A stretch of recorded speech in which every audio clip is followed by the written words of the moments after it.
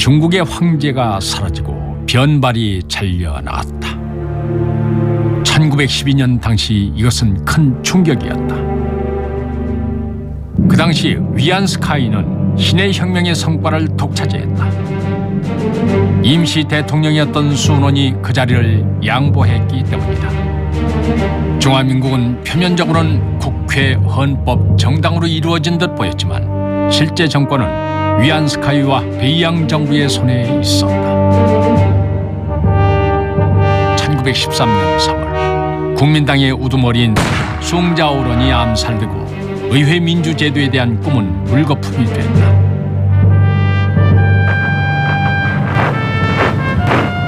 그 후 황제가 되려는 야심을 품은 위안스카이가 일본의 21개조 요구를 받아들인다.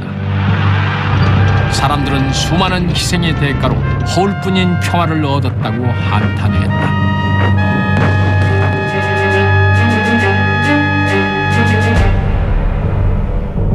1916년 위안스카이는 즉위 83일 만에 황제의 자리에서 쫓겨났다. 베이양 정부는 형식적으로 남아 유지되고 있던 통일도 지켜내지 못했다. 신의 혁명은 실패로 끝이 났고 중국은 여전히 쥐국주의와 봉건주의 아래 놓여 있었다. 다시 역사의 물결 속에 휘말린 중국. 이 역경을 이겨낼 수 있는 인물은 과연 누가 될 것인가?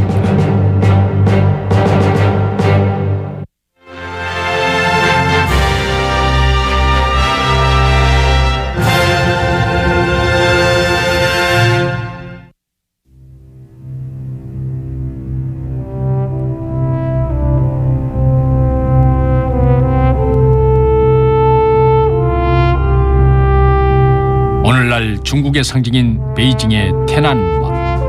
중국 근대사에서天安门은 역사 그 자체다.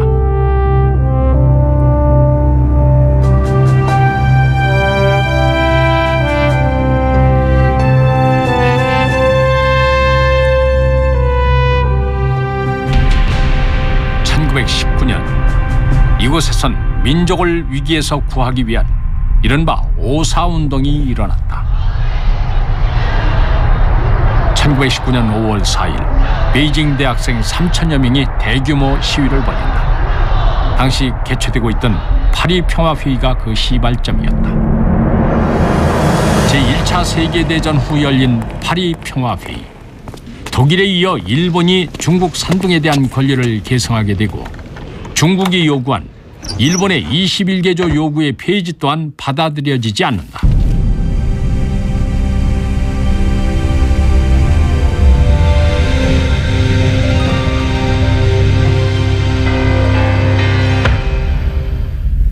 巴黎和会的表现呢，仍然是强权胜于公理。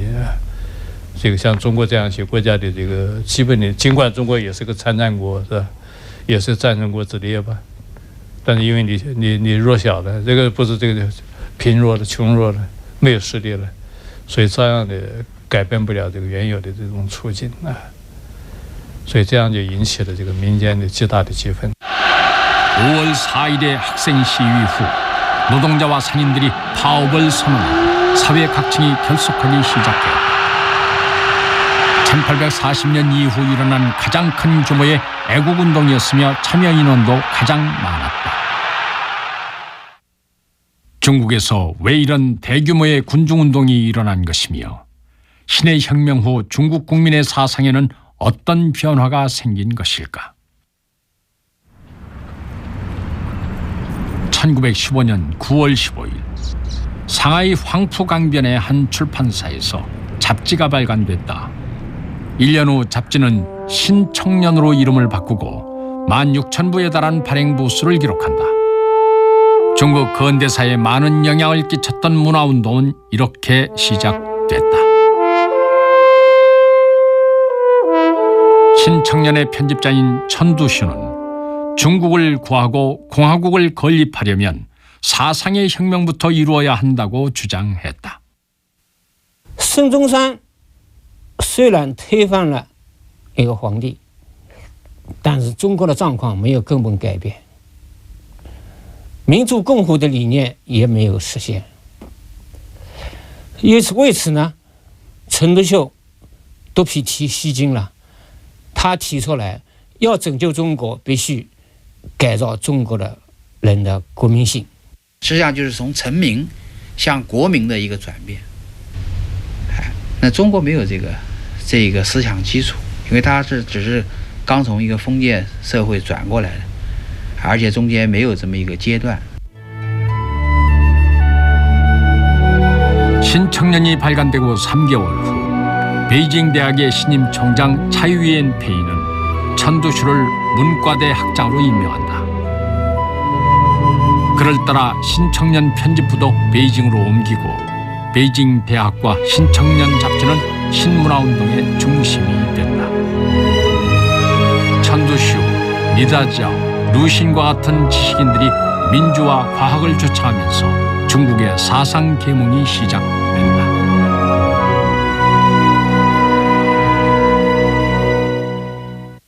18世纪以来，讲这个科学理性，讲这个自由，讲人权，讲这个法治，讲个人的尊严，这些价值通过武士成为当代中国知识分子 文化结构中间，就是文化传统所不可或缺的一些基本价值。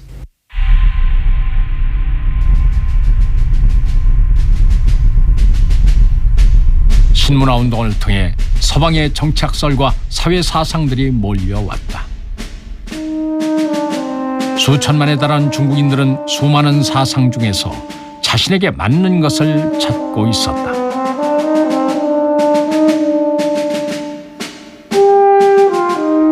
중국은 이미 깨어났지만 그 방향을 찾는 것은 쉽지 않았다. 이제 막 꿈에서 깨어난 중국은 방황하고 있었다.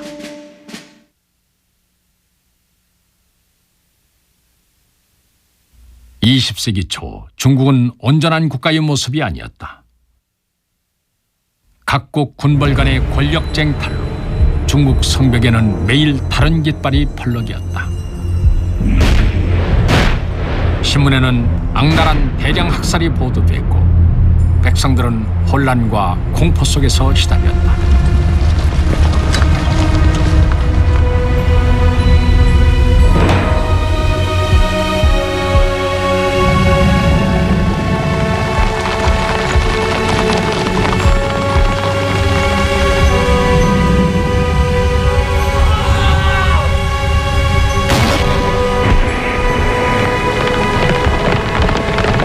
저계지와 점령제는 여전히 유지되고 있었고 중국 내 외국인들의 특권은 여전했다.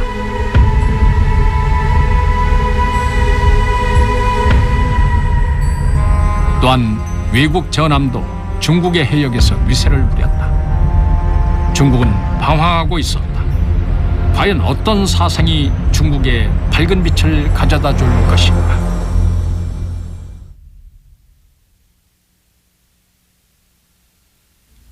1919년 유럽으로 건너간 양치차오는 심각한 빈부의 격차와 노사 문제를 보고 놀라게 된다.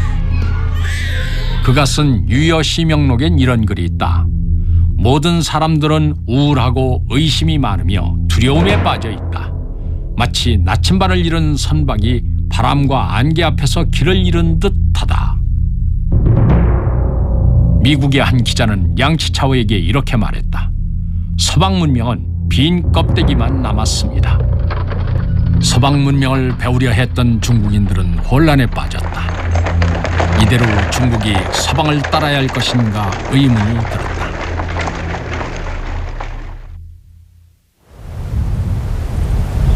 바로 그때 러시아의 10월 혁명이 성공을 거두게 된다. 세계 최초의 사회주의 국가가 탄생한 것이다. 중국의 진보 세력은 주저없이 마르크스주의를 선택했다.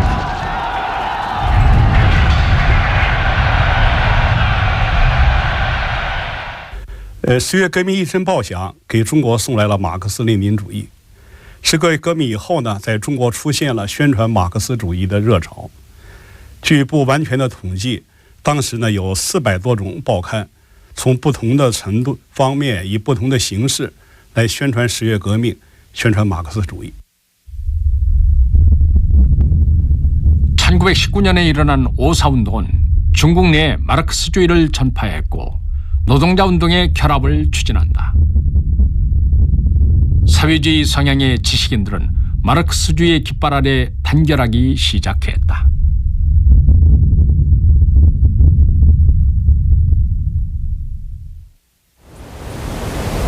(1920년 2월 9일) 베이징에서 텐진으로 가는 길에서 베이양 군벌의 표적이 된 천두시와 그를 배웅했던 리다자오가 만난다.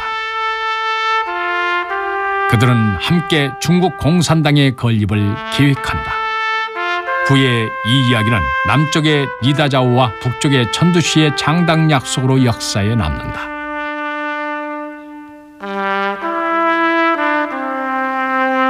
(1921년 7월) 중국 공산당 제1차 전국대표대회가 개최된다.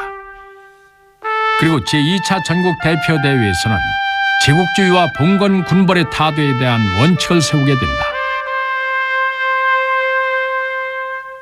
它是代表有先进理论指导、有组织、有纪律、严密的一个战斗部队。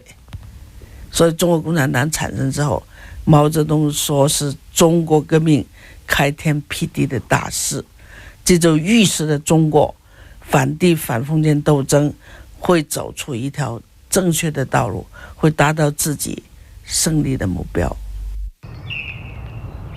이제 막 설립된 중국 공산당은 겉으로는 매우 위태로워 보였다.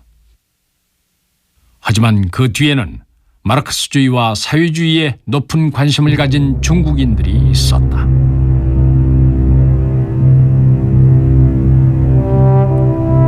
(1923년) 베이징 대학이 세계 최고의 위인을 선출한 여론조사를 실시한다.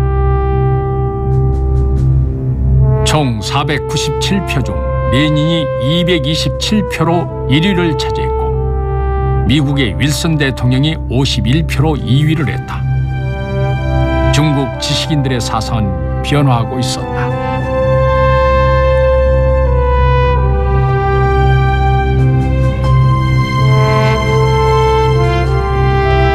그러나 중국의 변화는 쉽지 않았다. 루신의 말처럼 작은 책상, 작은 화로를 옮기는 데에도 반드시 그 대가가 필요한 법이다.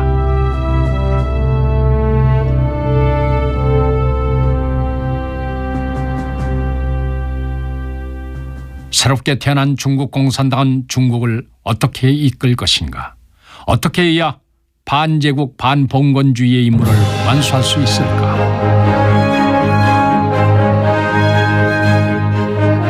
(1922년 1월부터) 중국 공산당의 지도와 조직력의 영향으로 중국 최초의 노동자 운동이 최고조에 이른다.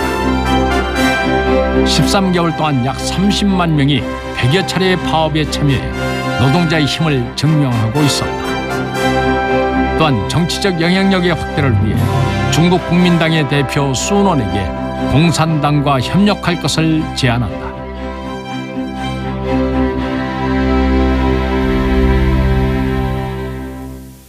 我想这是新的历史条件下孙中山与时俱进的结果。他找到了真正的朋友，找到了国内的真正的盟友，也看到了革命的基础是农民和工人。 1924년 중국 국민당 제1차 전국대표대회가 개최됐다. 러시아와의 연합, 공산당과 연합, 농공업에 대한 지지 등 3대 정책을 논의한 자리였다. 국민당과 공산당의 최초 협력이었다.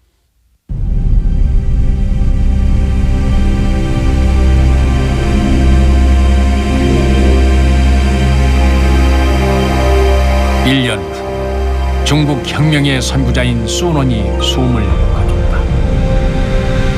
그는 자신이 평생을 추구하던 이상을 실현하지 못한 채 눈을 감았다.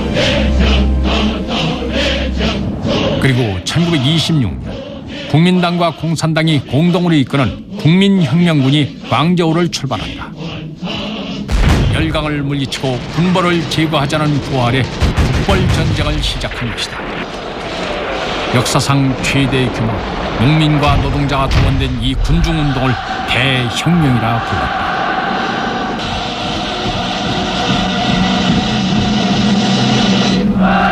1927년 3월 국민혁명군은 상하이와 난징을 점령하며 양쯔강 중하류의 남쪽을 제압한다. 국벌의 성과는 높았다. 하지만 외국의 세력과 결탁한 장제스는 반혁명 정변을 계획하게 된다. 그리고 10여일 후인 4월 12일 장제스는 난징에서 비밀 지령을 내린다. 그 지령에 따라 2만 6천 명의 공산당 당원과 30만 명의 군중이 살해되고 노동자와 농민의 운동은 이렇게 진압된다.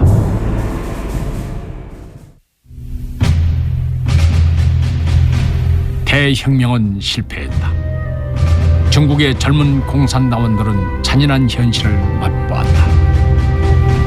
실패를 겪은 후 중국 공산당은 무력으로 정권을 얻은 새로운 혁명의 길을 선택한다. 마오쩌둥은 정권은 포탄으로 얻는다고 말했다.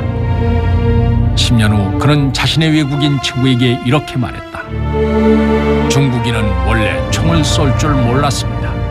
평화를 사랑했으며 농사를 짓고 교육을 하고 장사를 해왔지요. 초등학교의 교사였던 내가 총을 들고 전쟁을 하리라고는 생각조차 못했습니다. 마오쩌둥은 무장혁명을 어쩔 수 없는 선택이라고 했다.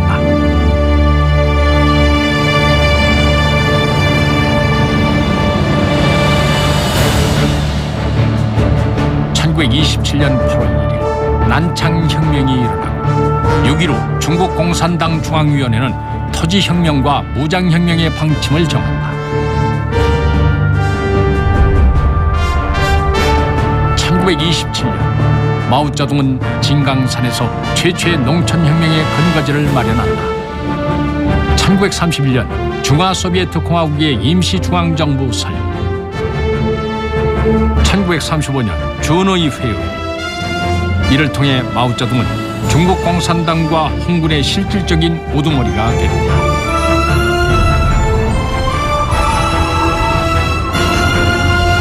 1936년 10여 개의 성 2만 5천 킬로미터를 넘나드는 중국 공농 홍군의 원정은 승리로 그 막을 내린다.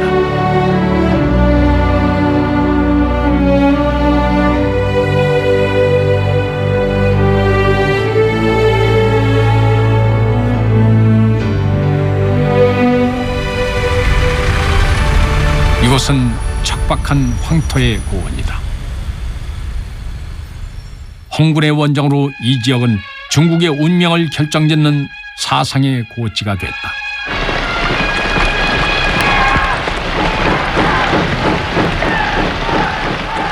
험한 계곡으로 둘러싸여 생존조차 어려운 황토 불모지. 이곳에서 중국의 역사가 성장하고 중국의 진보 사상이 키워졌다. 그 사상은 자석처럼 원대한 꿈을 가진 모든 중국인들을 끌어들였다. 延安时期呀，中国共产党的这个先进性啊，应该说是这个全面的、充分的表现出来了。从而使得这个中国广大的先进分子，还包括许许多多的政见分子，都纷纷站到他的旗帜下面来。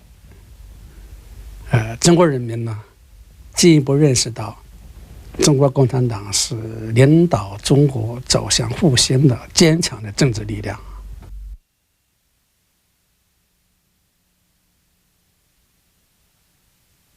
중국의 가장 큰 문제는 농민이었다. 중국 공산당이 농촌을 기반으로 삼고 있을 때 국민당은 도시에서 자본주의를 발전시킨다. 장제스를 선두로 국민당 고위 관료들은 국민의 재산을 약탈하기 시작한다. 관료들은 자산가가 되어갔고 인구의 85%를 차지하는 농민들은 빈곤해졌다.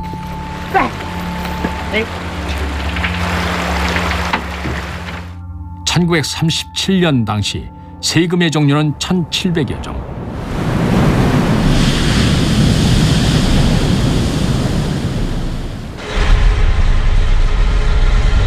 국민당이 통치한 10년 동안 경제의 독점 독재가 빈번했고 반식민지 반봉건주의 사회는 유지됐다.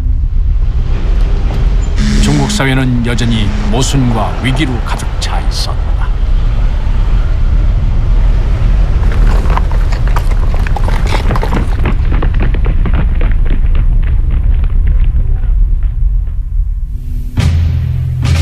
(10년) 동안 세계는 급속도로 변화했다. 소련은 체계적인 경제 계획을 통해 농업국에서 공업국으로 변화한다. 자본주의는 1929년부터 전례 없던 경제 위기를 맞아 실업과 배고픔에 시달리고 있었다. 사람들은 두려움에 빠졌다. 그리고 유럽의 전쟁의 먹구름이 몰려왔다. 1939년 독일이 폴란드를 침략했고 제2차 세계대전이 발발한다.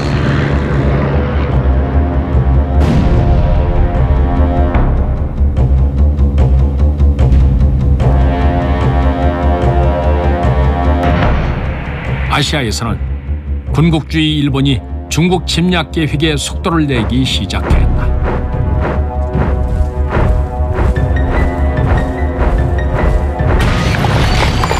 1931년 일본군이 만주를 침입한다. 국민당 정부는 공농 홍군을 위협하는 데 병력을 낭비하고 일본군에게는 공격 대신 협상의 손을 냅니다. 결국 110만 킬로미터에 달한 중국 영토를 점령당한다. 1937년 7월 7일 일본은 본격적으로 중국을 침략했고 중국은 심각한 위기를 맞이한다.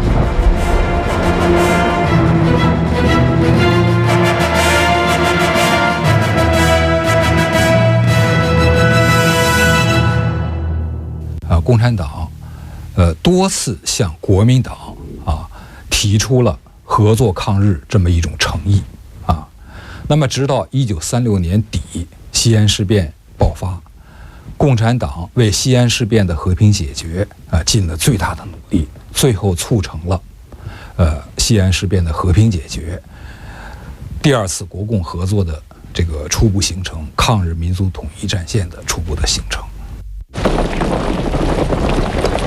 중국 국민당과 중국 공산당은 함께 항일 군대를 지휘하기 시작했고 힘을 모아 일본을 격퇴하자는 분위기가 형성됐다.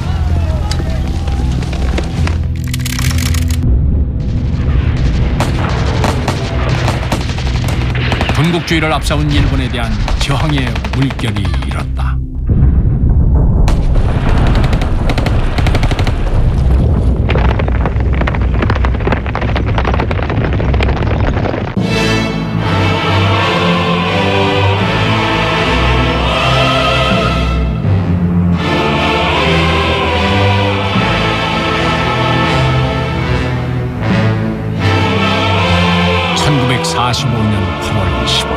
일본은 항복을 선언한다. 중국은 1840년 이래 최초로 침략자를 물리쳤다.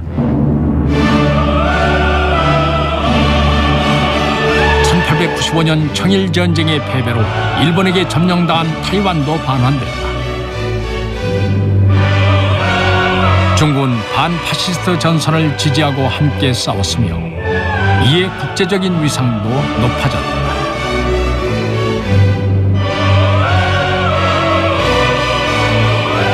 항일 전쟁의 승리는 중국에 있어 역사적인 전환점이 된다.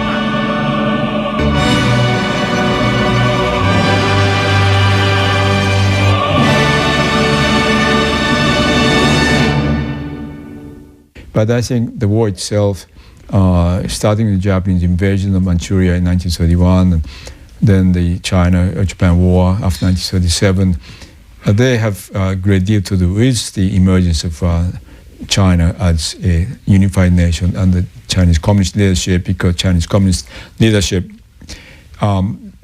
had been resisting Japanese aggression throughout the 1930s and 1940s. And 我们的民族也是近代以来呢，由于我们的一团散沙，所以呢是在斗争中是遇到失败的。而抗日战争呢，因为我们党提倡了一个抗日民族统一战线，在这个民族统一战线的指导下，我们民族形成一个统一的一个抵抗的一种势力啊。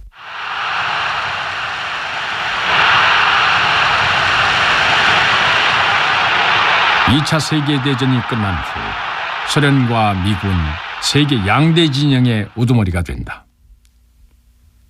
사회주의와 자유주의가 각자 성장과 발전을 거듭해 나가고 있었다. 이러한 시대적 배경 아래 세계는 중국을 주목하고 있었다. 어떠한 방식으로 나라를 재정비할 것이며 어떠한 공화국을 설립할 것인지 말이다. 이것은 펑즈카이의 1945년 작품 화병이 된 포탄이다. 이 만화는 나라의 재건을 원하는 국민의 염원을 표현하고 있다. 1945년 국민당과 공산당은 10.10협정을 체결하고 평화로운 방식의 건국을 기본 방침으로 삼는다. 共产党提出来是吧？是希望国民党结束一党专政，是吧？容纳 包括共产党，包括其他这个民主党派，是吧？还有无党派人士，是吧？那么大家组成一个联合政府，向民主政治迈进。但是呢，国民党他也深知，是吧？一旦迈进宪政，国民党将不可能是吧独占政治资源。 1946년 1월 10일 정치협상회의가 충칭에서 개막됐다.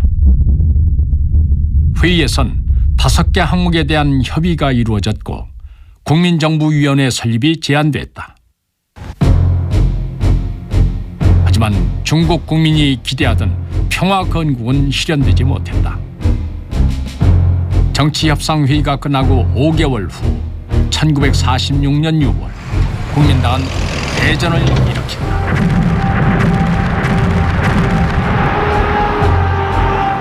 군사력 차이가 현저한 대립이었다. 국민당의 병력은 공산당의 3배에 달했고 국민당은 전국의 대도시와 주요 도로를 장악하고 있었다. 전 국토의 76%에 달한 토지와 인구의 71%를 장악하고 있었다.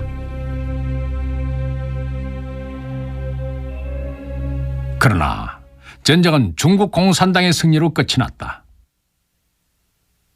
두 당의 현저한 역량 차이에도 불구하고 중국 공산당은 어떻게 승리한 것일까?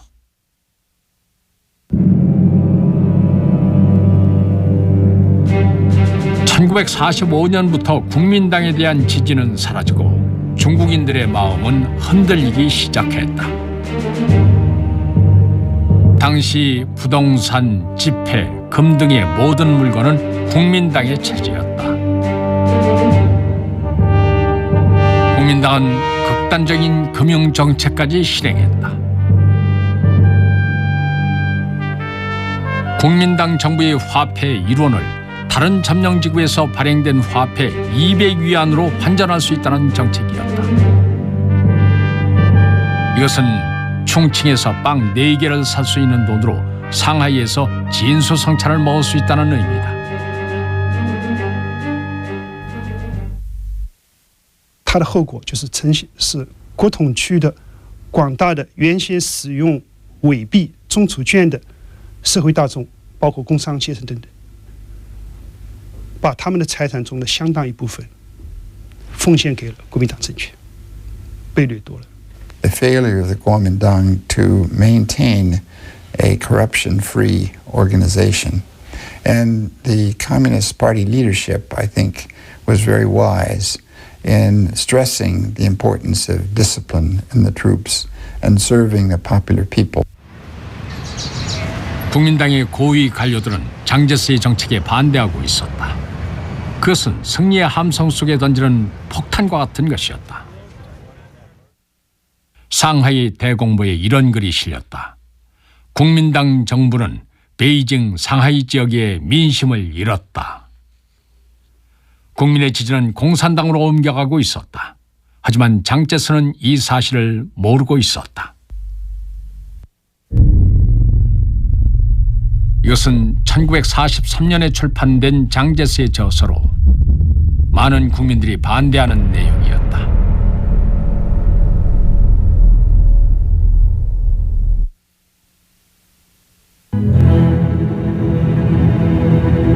중국민주동맹의 주요 구성원인 원이두어는 이에 매우 실망하고 있었다.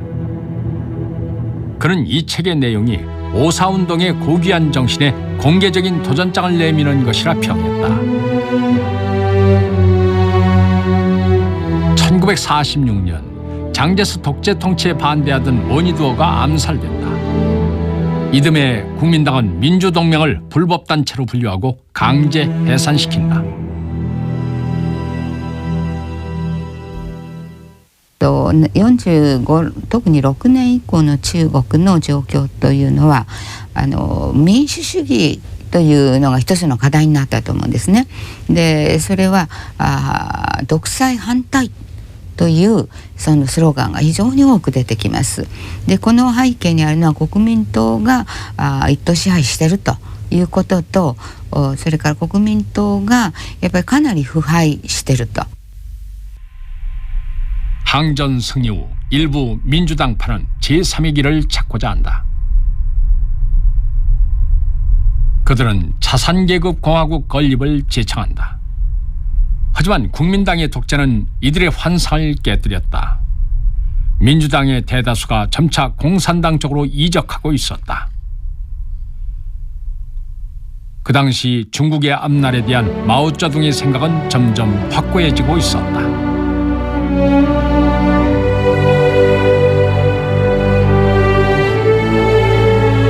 1930년대 후반에 마오쩌둥은 신민주주의 혁명 이론에 대한 중요한 이론서를 편찬하게 된다.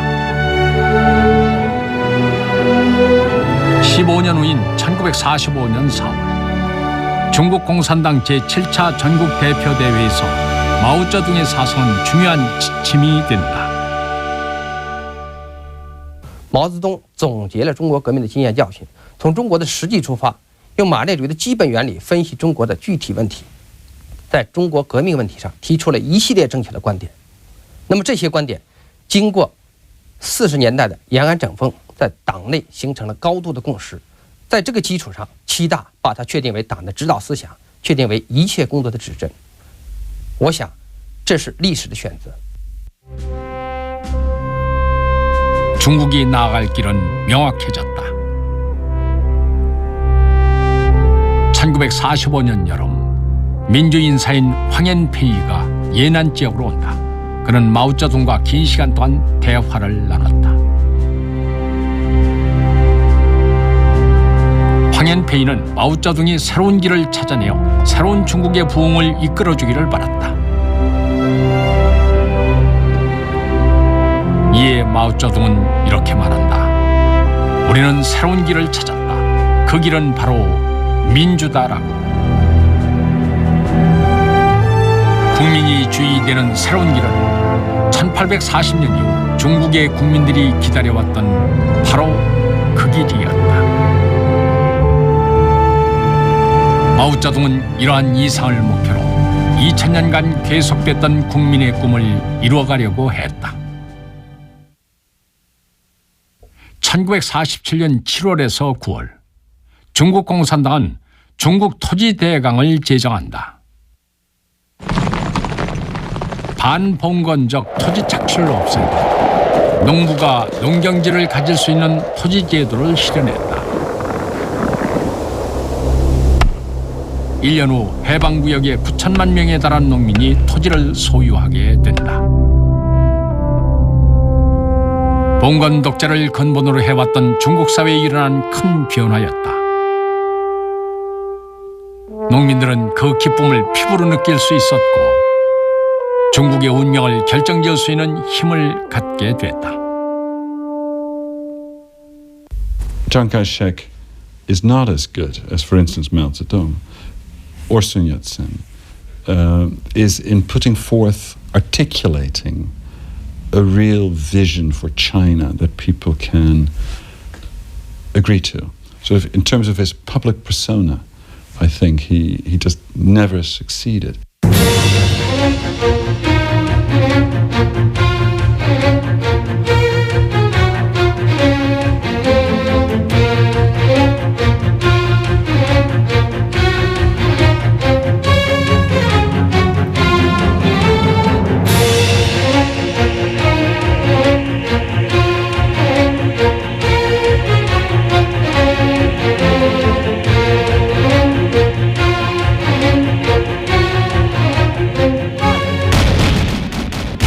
국민당의 반내전, 반기업, 반독재운동은 실패했다. 국민당 군대 또한 패배했으며 장제스 정권도 함께 막을 내렸다.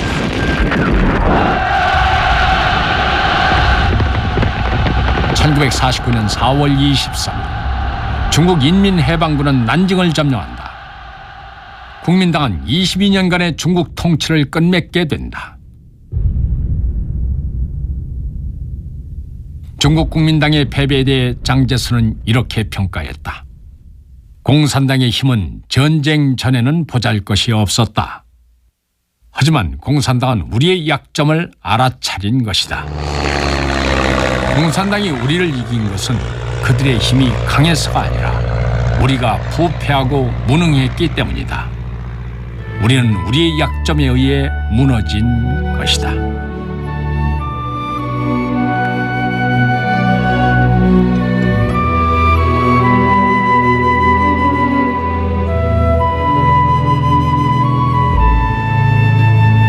(1949년 9월 21일) 제1회 중국인민정치협상회의가 베이징에서 개최됐다. 중국 공산당과 전국에서 모여든 민주당파, 민주단체 및 무소속 인사들이 모여 국가의 앞날에 대해 논의했다. 민주혁명 중앙명예주석 숭칭잉은 역사의 도약이라 했으며 민주연맹 중앙주석 장난은 오늘부터 중국 국민은 진정한 자신이 주인이 됐다라고 외쳤다. 各位代表先生们，我们有一个根本的感受，这就是我们的根数将写在人类的历史上，它将表明对人类整数1/4的珍贵人人数站立起来了。听到说是在中国人现在是从此站立起来了，那确实是这个当事人大概才能理解到那个心情，盼望了100多年啊。 To me, it's been extraordinarily dramatic and fascinating history, with enormous loss of people and lives, and also some extraordinary gains in human experience and human experimentation, I think. 1949년 10월 1일 중화인민공화국이 세워졌다. 1840년 이래 중국 국민이 원해오던 민족의 독립이었다.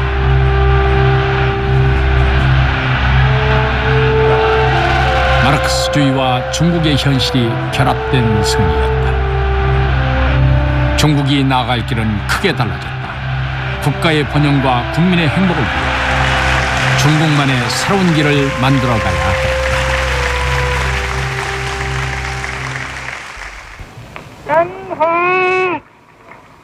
人民共和国中央人民政府今天胜利了。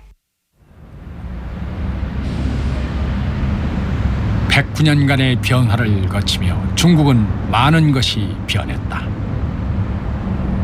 베이징의天安门은 역사의 아픔 속에 치욕의 산 증인이었으며 1919년엔 혁명을 일으킨 국민과 함께했다. 그리고 1949년 가을 중국은 새로운 공화국을 맞이한다. 이날을 위해 중국의 국민들은 많은 어려움을 겪어왔다. 중국 역사의 한 획을 그은 이날의 영광은 바로 중국 국민들의 것이었다.